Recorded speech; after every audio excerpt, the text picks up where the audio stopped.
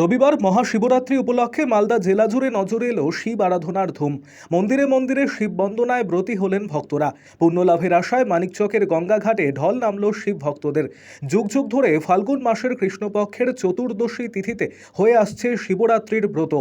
শিব মহাপুরাণ অনুসারে এই দিনটিতেই নাকি দেবাদিদেব মহাদেব সৃষ্টি, স্মৃতি ও প্রলয়ের তাণ্ডব নৃত্য করেছিলেন। আবার এই রাতেই নাকি বিয়ে হয়েছিল শিব পার্বতীর।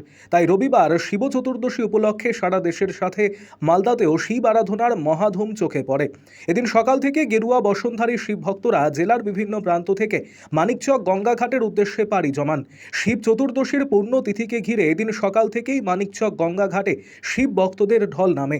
ভক্তদের আনাগোনা এবং শিব স্তুতিমূলক জয়ধ্বনিতে মুখরিত হয়ে ওঠে মানিকচক গঙ্গাঘাট সহ আশেপাশের এলাকা। আবাল বৃদ্ধ বনিতা গঙ্গাঘাটে ডুব দিয়ে নিজ নিজ গন্তব্যস্থল অর্থাৎ শিবালয়ের উদ্দেশ্যে রওনা দেন।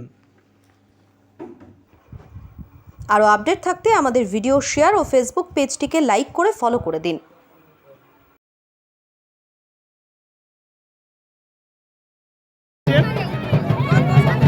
কোথায় এসছেন? কেন, কি আছে আজকের দিনে? আচ্ছা, কি পায়ে হেঁটে এসছেন? এখান থেকে হেঁটে যাবেন কোথায়? পায়ে হেঁটে। কীরকম ব্যবস্থাপনা রয়েছে এখানে প্রশাসনের? ভালো, নজরদারি চলছে পুলিশের? কোনো অসুবিধা হয়েছে আপনাদের স্নান করতে? বা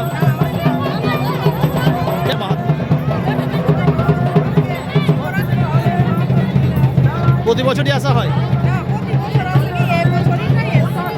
আপনার নাম? এসছেন কোথায় এসছেন? কোথায় এটা জায়গার নাম? মানিকচক ঘাট। কি জন্য, কি আছে আজকের দিনে? শিবরাত্রি। পায়ে হেঁটে আসা?